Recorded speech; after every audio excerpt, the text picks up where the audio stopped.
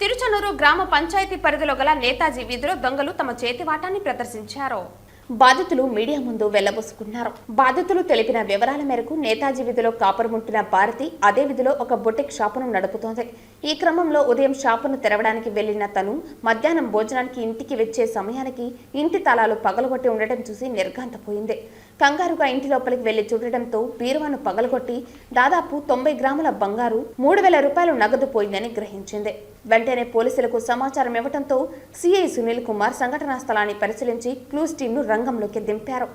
సమీపంలో గల సీసీ కెమెరాను పరిశీలించగా ఒక వ్యక్తి ఇంటిలోకి కంగారుగా వెళ్లడం గమనించారు. పోలీసులు కేసు నమోదు చేసి సవాల్గా తీసుకుని దర్యాప్తు చేస్తున్నారు.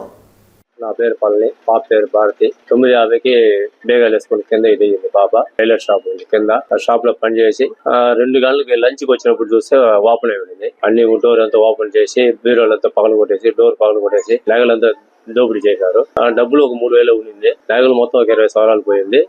మేము సీసీ కెమెరాలు చూస్తే ఒకడే వచ్చి ఇవన్నీ చేసి వెళ్ళున్నాడు. సీసీ కెమెరాలు చూసాము, ఫొటోస్ అంతా ఉన్నది మా దగ్గర, అన్ని చూసాము. 2 గంటలకు లంచ్కి వచ్చినప్పుడు చూసినాం. అంతవరకు మాకు తెలియదు. 9:30కి దిగేసి 9:50కి దిగేసింది బాబా. జరిగింది ఫొటోస్ చూస్తే 10:57కి ఇంటూ 10:58 అంతా జరిగిపోయింది. అది ఫొటోస్ చూసినప్పుడు ఇది జరిగింది. 2 గంటలకు లంచ్కి వస్తే ఈ విధంగా జరిగి ఉండింది. అప్పుడు చూసుకున్నాం, కంప్లీట్ ఇచ్చాము. సార్ వాళ్ళు కూడా వచ్చారు, సిఎస్ సార్ వచ్చారు, అంతా చూసుకోవాలి వెళ్ళున్నారు. ఇంకా ఫింగర్ ప్రింట్ వాళ్ళు ఇంకా రాలేదు. వాళ్ళు వచ్చినట్టు చూసిన తర్వాత మళ్ళీ లోపల అప్లోడ్ చేయమన్నారు. అంతవరకు మేము బయట ఉన్నాము.